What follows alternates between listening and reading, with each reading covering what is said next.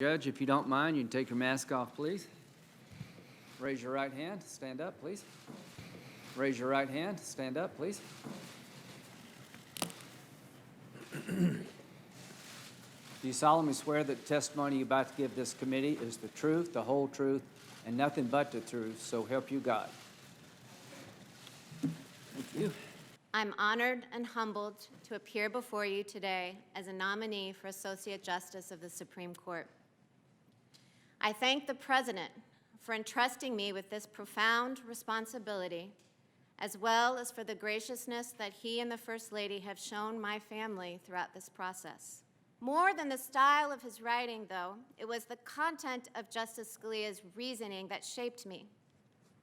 His judicial philosophy was straightforward. A judge must apply the law as it is written, not as she wishes it were. Sometimes that approach meant reaching results that he did not like. But as he put it in one of his best-known opinions, that is what it means to say that we have a government of laws and not of men. Courts have a vital responsibility to the rule of law, which is critical to a free society. But courts are not designed to solve every problem or right every wrong in our public life. The policy decisions and value judgments of government must be made by the political branches, elected by and accountable to the people. The public should not expect courts to do so, and courts should not try. That is the approach that I have strived to follow as a judge on the Seventh Circuit. In every case, I have carefully considered the arguments presented by the parties, discussed the issues with my colleagues on the court, and done my utmost to reach the result required by the law, whatever my own preferences might be. I try to remain mindful that while my court decides thousands of cases a year, each case is the most important one to the litigants involved.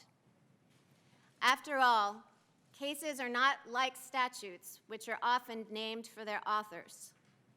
Cases are named for the parties who stand to gain or lose in the real world, often through their liberty or livelihood. When I write an opinion resolving a case, I read every word from the perspective of the losing party. I ask myself how I would view the decision if one of my children was the party that I was ruling against. Even though I would not like the result, would I understand that the decision was fairly reasoned and grounded in law?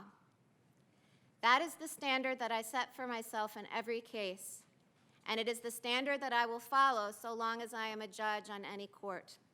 I believe Americans of all backgrounds deserve an independent Supreme Court that interprets our Constitution and laws as they are written. And I believe I can serve my country by playing that role. I come before this committee with humility about the responsibility that I have been asked to undertake, and with appreciation for those who have come before me. I have been nominated to fill Justice Ginsburg's seat, but no one will ever take her place. I will be forever grateful for the path she marked and the life she led. I believe in the power of prayer, and it has been uplifting to hear that so many people are praying for me. I look forward to answering the committee's questions over the coming days.